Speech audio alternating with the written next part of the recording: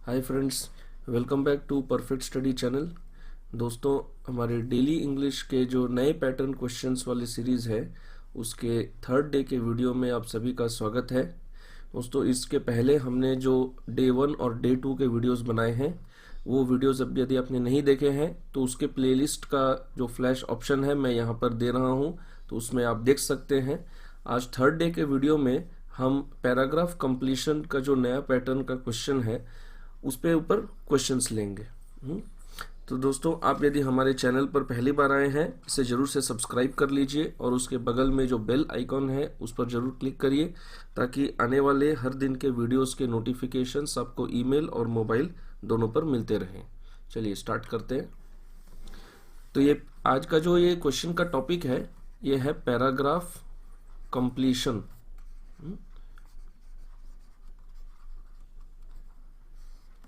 In each of the following questions, a short passage is given with one of the lines in the passage missing and represented by a blank.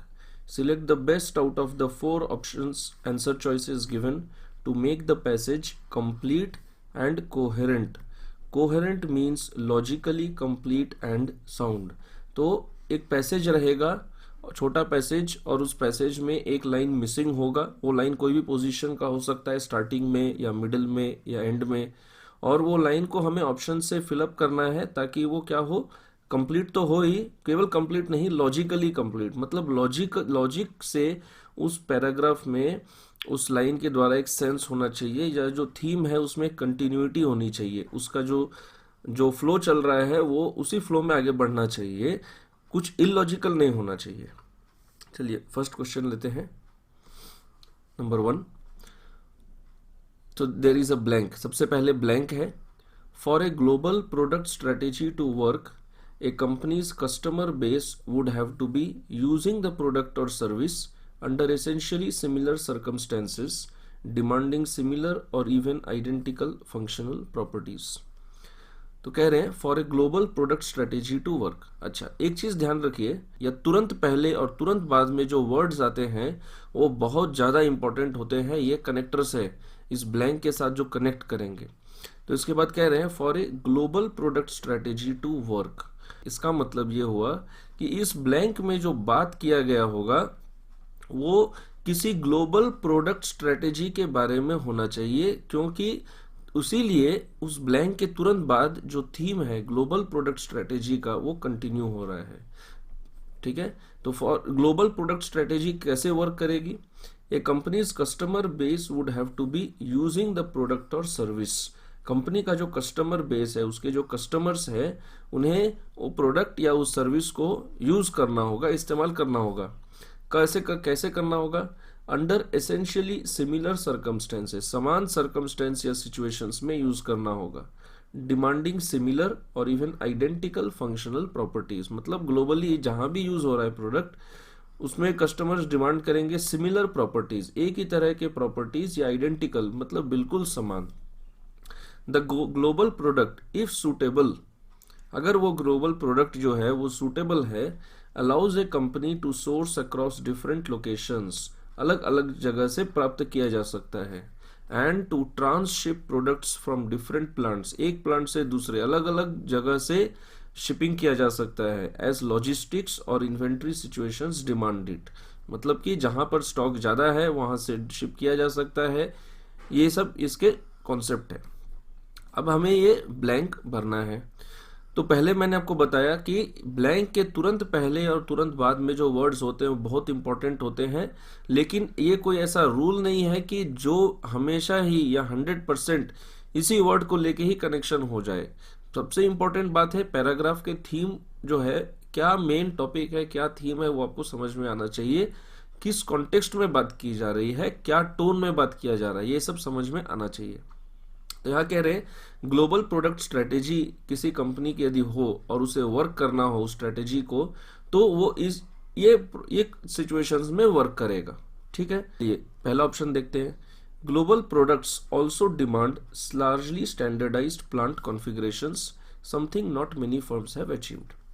अब देखिए किस तरह से options को eliminate करना है वो मैं आपको समझा दे रहा हूं। सबसे पहला बात है कि यहाँ पर ग्लोबल प्रोडक्ट्स की बात कर रहे हैं, लेकिन जो आपका पैराग्राफ है वो ग्लोबल प्रोडक्ट नहीं की बात नहीं कर रहा है, ग्लोबल प्रोडक्ट स्ट्रेटेजी की बात कर रहा है। ये स्ट्रेटेजी के ऊपर है पैराग्राफ, केवल प्रोडक्ट पर नहीं।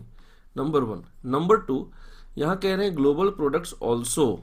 ऑल्सो का मतलब क्या है कि ये जो पैराग्राफ है लॉजिकली जनरली क्या होता है, ऑल्सो से हमारा पैराग्राफ स्टार्ट नहीं होता। ऑल्सो मतलब समथिंग एक्स्ट्रा, कुछ एक्स्ट्रा बात की जा रही है, उससे पैराग्राफ स्टार्ट नहीं होता है। बट कभी कभी कुछ सिचुएशंस में हो भी सकता है, ऐसा कोई 100% नहीं है कि ये नहीं हो सकता, बट जनरली ऐसा नहीं होता। तो हम इनसे बेटर ऑप्शंस खोजने का प्रयास करेंगे। चलिए बी में आते हैं। तो ये ऑप्शन जो है हमारा थोड़ा डाउटफुल ऑप्शन है, हम इसको क्वेश्चन मार्क देते हैं यहाँ पर। बी, ग्लोबल प्रोडक्ट स्ट्रेटेजीज, यहाँ पे स्ट्रेटेजीज की बात की जा रही है, तो ये अच्छी बात है। Global product strategies offer a particular challenge to companies since they require firms to offer largely similar products across the world. तो अभी आप ये ऑप्शन पढ़ के समझ गए होंगे कि इसका जो थीम है इस सेंटेंस का बहुत हाईली मैचिंग है इस पैराग्राफ के थीम से। कैसे? ग्लोबल प्रोडक्ट स्ट्रेटेजीज की बात कर रही है, नंबर 1। नंबर 2, ये कह रहा है कि कंपनीज को ये एक चैलेंज देता है, तो वो चैलेंज का जो सॉल्यूशन है वो सॉल्यूशन इस पैराग्राफ में दिया है। इस लाइन में कह रहे हैं कि ग्लोबल प्रोडक्ट स्ट्रेटेजीज में एक बहुत चैलेंज है कंपनीज के लिए, क्योंकि एक ही तरह के लार्जली सिमिलर प्रोडक्ट्स देने पड़ते हैं कस्टमर्स को, और वो चैलेंज को कैसे सॉल्व करना है वो सब यहाँ पर दिया हुआ है। ठीक है, तो ये जो है काफी हद तक हमें सही लग रहा है, पर फिर भी हम बाकी ऑप्शंस भी देखेंगे, अभी हमने इसके फाइनल डिसाइड नहीं किया है। सी, few companies find themselves in a position where they can actually do so because of different use conditions or customers that require different functionalities in same countries। अब ये वाला जो ऑप्शन है इसमें ग्लोबल प्रोडक्ट स्ट्रेटेजी का तो कोई mention ही नहीं है कोई मेंशन? यहाँ तो कोई मेंशन ही नहीं है। और यहाँ कह रहे हैं where they can actually do so means do what, तो ये तो हम ऐसे स्टार्ट नहीं कर सकते, यहाँ पर कोई पॉइंट तो आ ही नहीं रहा है इस सेंटेंस में, इसीलिए ये वाला सेंटेंस नहीं होगा, इसको हम आउट कर रहे हैं। D, global products are actually the need of the hour as they lead to efficiency and better utilisation of resources. इस स्टेटमेंट में ग्लोबल प्रोडक्ट्स के जो बेनिफिट्स है वो बता रहे हैं। तो ग्लोबल प्रोडक्ट्स आज के दिन क्या है, नीड ऑफ द आवर, आज की जरूरत है। क्यों? क्योंकि उससे एफिशिएंसी और बेटर यूटिलाइजेशन ऑफ रिसोर्सेज ये अचीव होता है। अब इसमें 2 पॉइंट है। पहली बात तो ये कि ये स्टेटमेंट प्रोडक्ट्स की बात कर रहा है, स्ट्रेटेजी की बात नहीं कर रहा है। हाँ, this statement does not talk about strategies, लेकिन जो हमारा पैराग्राफ है वो ग्लोबल प्रोडक्ट स्ट्रेटेजी के बारे में है, नंबर 1। नंबर 2, इस पैराग्राफ में ग्लोबल प्रोडक्ट के स्ट्रेटेजी के बारे में इतना जो बेनिफिट्स है उसके बारे में इतनी बात नहीं की जा रही है, उसके जो कुछ चैलेंजेस है उसके बारे में बात की जा रही है कि सिमिलर सर्कमस्टेंसेस में देने पड़ते हैं, सिमिलर प्रॉपर्टीज होने चाहिए, उन चैलेंजेस की बात की जा रही है। हाँ, तो हालांकि बी और डी ये दोनों में थोड़ा सा टफ फाइट है, लेकिन जो बेस्ट ऑप्शन निकल के आता है वो होता है बी। फिर से पढ़ता हूं, global product strategies offer a particular challenge to companies, और वो चैलेंज ही यहां पर बोला जा रहा है इस पैराग्राफ में, और उसका solution since they require firms to offer largely similar products across the world. Okay, next question में बढ़ेंगे। ओके, नंबर 2, यहां भी पैराग्राफ के स्टार्टिंग में ब्लैंक है। It also enhanced his reputation and secured his place in the Indian squad। यह है first sentence. ये जो फर्स्ट सेंटेंस है इसमें सबसे इंपॉर्टेंट वर्ड है आपका it, most important.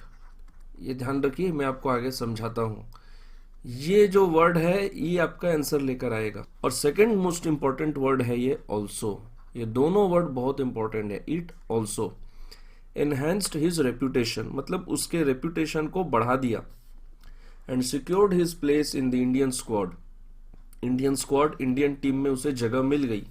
In fact his greatest honour came when people started comparing him to Sachin as his style matches that of the little master.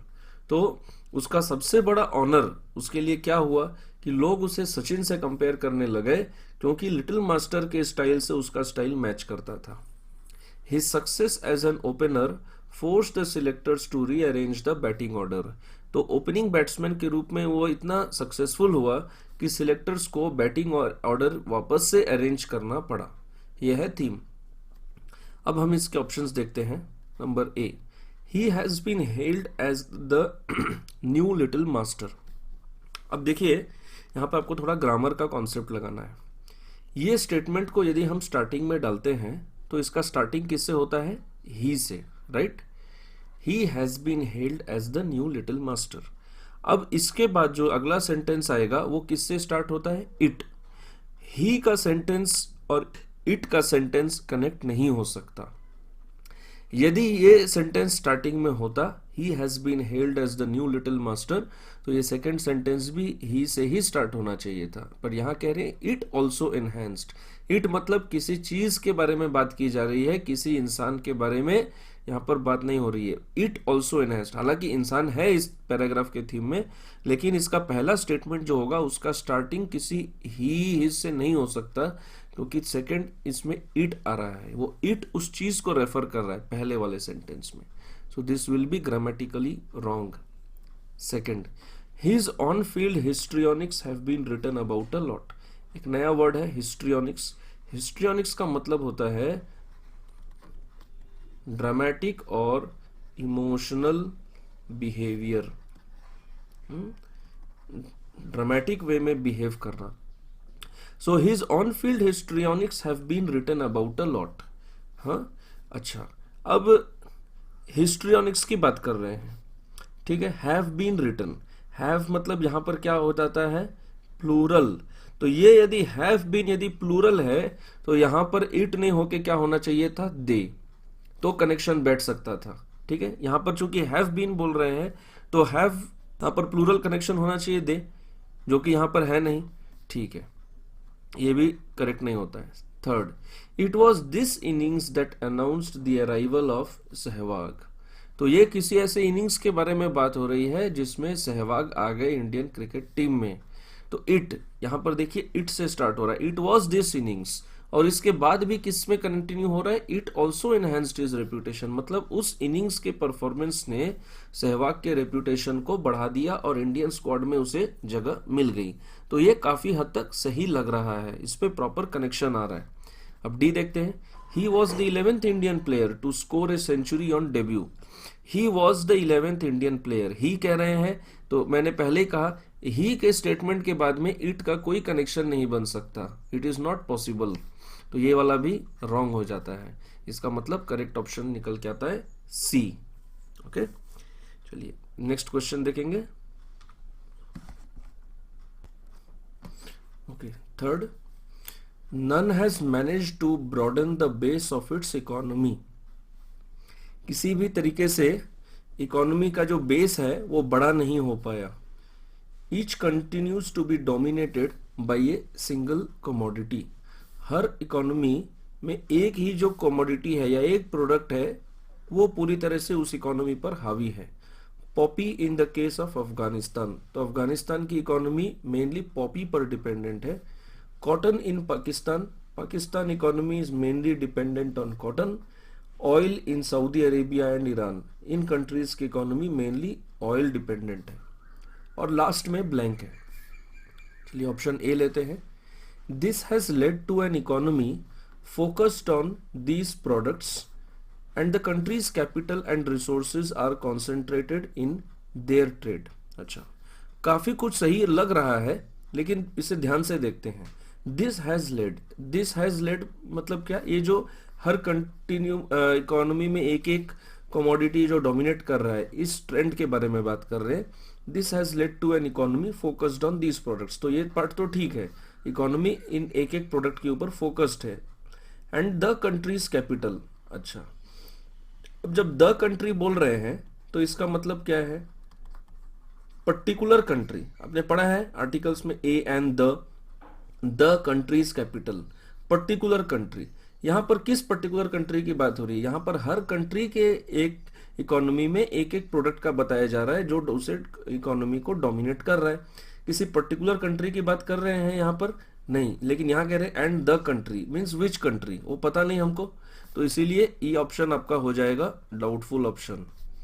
B, this has led to a booming export in these particular products. This has led to a booming export, तो इस trend के कारण ये जो products है जो उनके economy में सबसे ज्यादा इंपॉर्टेंट है उन प्रोडक्ट्स का एक्सपोर्ट बहुत ज्यादा हो रहा है। And a few countries have the expertise to produce these products. अच्छा, अब ये जो ए फ्यू वर्ड है ये यहाँ पर बहुत इंपॉर्टेंट है फ्रेंड्स। अब जानते हैं ए फ्यू और फ्यू में क्या डिफरेंस होता है। ए फ्यू का मतलब होता है some countries have the expertise, कुछ देशों में एक्सपर्टीज है। और फ्यू का मतलब होता है वेरी लेस, बहुत कम ऐसे कंट्रीज होंगे जिनमें ये एक्सपर्टीज होगा इन प्रोडक्ट्स को बनाने का। यहाँ पर इस पैराग्राफ में कह रहे हैं कि ये जो प्रोडक्ट है ये इस कंट्री की स्पेशलिटी है, ठीक है। तो इसका मतलब शायद ऐसे बहुत ही कम देश होंगे जिसमें ये प्रोडक्ट बनाने की जो एक्सपर्टीज है वो होगी। इसका मतलब ये जो ए फ्यू है यहाँ पर ये रॉन्ग है, ए फ्यू नहीं हो सकता। सम कंट्रीज ऐसे नहीं है जिनमें ये एक्सपर्टीज है, बहुत ही कम, बहुत रेयर, ठीक है। तो इसीलिए ये वाला ऑप्शन भी रॉन्ग हो जाता है। सी, the overall result is that the increasingly young population of almost every country faces the prospect of unemployment, compelling it to turn to religious extremism and terrorism for sheer survival. अब ये तो एक बहुत ही extreme point हो गया, extreme point. ये paragraph में religious extremism, terrorism, ये सब का कोई जरा सा भी कोई सेंस निकल के नहीं आता है। केवल इन दो सेंटेंस से एक ये कंक्लूजन नहीं निकाला जा सकता कि चूंकि ये प्रोडक्ट इस कंट्री में मेन है तो इसका मतलब लोगों में अनएम्प्लॉयमेंट है और वो लोग टेररिज्म पर डिपेंड करते हैं। तो ये तो टोटली रॉन्ग ही हो जाता है। इसीलिए जो एक्चुअल ऑप्शन है यहाँ पर वो हमारा क्या करेक्ट आएगा, नन ऑफ द अबव। हर तीनों ऑप्शन में कुछ न कुछ स्लाइट मिस्टेक है, ठीक है। तो ये हमारा हो जाएगा यहाँ पर नन ऑफ द अबव। चलिए नेक्स्ट लेंगे। Okay, fourth, there are many pundits who do not accept the idea that the recent string of economic crisis demonstrates a problem within the system. आप सोचेंगे कि ये पंडित जो है तो हिंदी वर्ड है, ये इंग्लिश में कहाँ आता है। टेक्निकली नहीं, लेकिन आजकल ये पंडित वर्ड इंग्लिश लैंग्वेज में भी बहुत फैशनेबल हो गया है। There are many pundits, pundits means experts. आप यदि न्यूज़पेपर एडिटोरियल पढ़ते होंगे या न्यूज़पेपर्स में सब जगह ये पंडित वर्ड आजकल इंग्लिश लैंग्वेज में बहुत कॉमन यूज किया जाता है। हाँ, so this is an acceptable word. अब ये मत सोचिए कि ये कोई मिस्टेक है, ये एक्सेप्टेबल वर्ड हो गया है। देयर आर मेनी पंडित्स और experts who do not accept the idea that the recent string of economic crisis demonstrates a problem within the system. तो कुछ लोग कहते हैं कि इकोनॉमिक क्राइसिस का कारण है कि सिस्टम में प्रॉब्लम है, लेकिन ये जो बहुत सारे एक्सपर्ट्स हैं वो इस आइडिया को एक्सेप्ट नहीं करते। तो वो क्या कहते हैं, instead they points of the individual countries, उस देश में ही एक वीकनेस है, and to the policy mistakes of the leaders, उनके लीडर्स जो है पॉलिसी बनाने में मिस्टेक कर रहे हैं। इन चीजों को वो जो पंडित्स है, जो एक्सपर्ट्स है, पॉइंट आउट कर रहे हैं। चलिए ऑप्शन देखते हैं। A, they even blame the weather if anything goes wrong. अच्छा, अब यहां पर इस ब्लैंक के पहले जो सेंटेंस था इसमें थीम क्या चल रहा था कि ये जो एक्सपर्ट्स है किसी चीज को पॉइंट आउट कर रहे हैं, मतलब दोष निकाल रहे हैं, क्या मिस्टेक निकाल रहे हैं कि गलती कहां पर हो रही है। और वही थीम इस ए ऑप्शन में कंटिन्यू हो रहा है। They even blame the weather if anything goes wrong, अगर कुछ गलती हुई तो वो वेदर को भी ब्लेम करते हैं। तो ये एक पॉसिबल ऑप्शन लग रहा है। आगे और देखते हैं। B, follow the right policies and you will do just fine. अब देखिए ये यू जो है सेकंड पर्सन, अब समझते हैं first person, second person, third person. First person हुआ आई, सेकंड पर्सन हुआ यू, थर्ड पर्सन हुआ ही, हिम, हर, वो सब। अब ये पैराग्राफ में पूरा थर्ड पर्सन में बात किया जा रहा है, कहीं पर आई या यू नहीं आ रहा है। तो इस ग्रामर के दृष्टि से ये बी ऑप्शन जो है वो करेक्ट नहीं बैठता है। यू कहकर कि हम किसी से डायरेक्ट बात कर रहे हैं, आई यू, ठीक नहीं हो रहा है। अब सी लेते हैं, these individuals are stubborn in their argument. कौन से इंडिविजुअल्स? ये एक्सपर्ट्स। स्टबर्न का मतलब होता है जिद्दी, जो कह सकते हैं नॉट फ्लेक्सिबल, अपने बात पर ही अड़े रहते हैं, not flexible in their argument, मतलब अपनी बात पर ही अड़े रहेंगे। तो ये एक ऑप्शन हो सकता है करेक्ट। देखते हैं D, leaders must take sole responsibility of their actions. अब देखिए इस पैराग्राफ में जो एक्सपर्ट्स हैं उनका व्यू पॉइंट पे बारे में बात किया जा रहा है। लीडर्स को क्या करना चाहिए क्या नहीं करना चाहिए वो पॉइंट यहां पर नहीं आया है, केवल वो जो इकोनॉमिक क्राइसिस के रीजंस है वो पंडित्स या वो एक्सपर्ट्स क्या कहते हैं केवल उतना ही बताया जा रहा है। तो यहां पर कोई सॉल्यूशन मोड में नहीं है ये पैराग्राफ। तो यहां पर जो सॉल्यूशन दे रहे लीडर्स को क्या करना चाहिए, they should take sole responsibility, उसकी बात नहीं की जा रही है। अब रह गए हमारे ये दो ऑप्शंस। पहला कह रहा है they even blame the weather, मतलब वही थीम कंटिन्यू हो रहा है, पहले भी हो रहा था कि वो कंट्री के वीकनेस को ब्लेम कर रहे हैं, लीडर्स के पॉलिसी मिस्टेक्स को ब्लेम कर रहे हैं, और यहां पर कह रहे हैं कि वो वेदर तक को ब्लेम कर देते हैं। फिर सी कह रहा है this individuals are stubborn in their argument. अब देखिए ऑप्शन नंबर सी में उन एक्सपर्ट्स के बारे में एक ओपिनियन बनाया जा रहा है या उनके ऊपर एक जजमेंट दिया जा रहा है। क्या जजमेंट दिया जा रहा है कि ये जो एक्सपर्ट्स है ये स्टबर्न होते हैं, ठीक है। तो किसी जजमेंट को बनाने से बेटर है पैराग्राफ कंप्लीट करने के लिए उसी थीम को कंटिन्यू किया जाए। हाँ, यहां पर केवल 2 सेंटेंस में इस तरह का एक जजमेंट निकालना उतना फिट नहीं बैठता। हम ये नहीं कह रहे कि ये पूरी तरह रॉन्ग है, लेकिन जो ऑप्शन है ए है वो सी से मच बेटर है, क्योंकि वही जो थीम है ब्लेम करने का या वीकनेस निकालने का या डिफेक्ट निकालने का, वही थीम यहां पर कंटिन्यू होता है। इसलिए हम मार्क करेंगे ऑप्शन नंबर ए। चलिए आगे बढ़ते हैं। ओके, अभी 5th, the purpose of this instrument is to permit imports to the extent of 30% on 100% realization of export proceeds। तो कोई इंस्ट्रूमेंट है, उसका पर्पस क्या है कि 100% एक्सपोर्ट का जो इनकम आता है उसके ऊपर 30% जो है वो इंपोर्ट किया जा सकता है।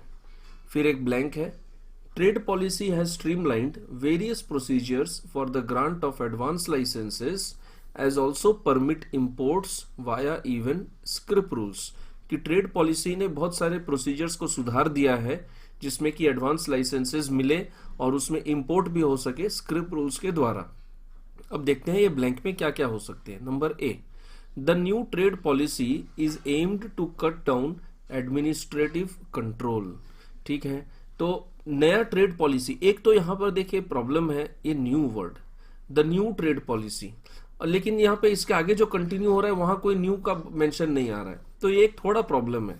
दूसरी बात, यहाँ पर ये एडमिनिस्ट्रेटिव कंट्रोल की बात कर रहे हैं, लेकिन यहाँ पर इतना ज्यादा एडमिनिस्ट्रेटिव प्रॉब्लम के बारे में मेंशन नहीं है। तो आगे बी ऑप्शन देखते हैं, the basic instrument developed by the policy is EXIM scrip. तो ये देखिए कितना हाईली फिट बैठ रहा है। पहला सेंटेंस जो है वो इंस्ट्रूमेंट की बात कर रहा था, the purpose of this instrument, which instrument वो आगे बता रहे हैं, the basic instrument developed by the policies EXIM scrip. और ये स्क्रिप का जो पॉइंट है, ये स्क्रिप वाला पॉइंट यहां पर भी कंटिन्यू हो रहा है।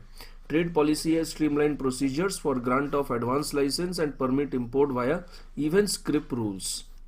तो ये काफी फिट लग रहा है। सी देखते हैं, obviously the purpose is to bridge balance of payments gap.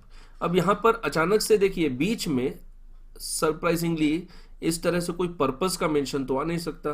Paragraph में यहाँ पर पर्पस का बात यहाँ पर किया जा रहा है, वो पहले स्टेटमेंट में हो ही गया है। द पर्पस, इंस्ट्रूमेंट का पर्पस क्या है, इंपोर्ट अलाउ करना।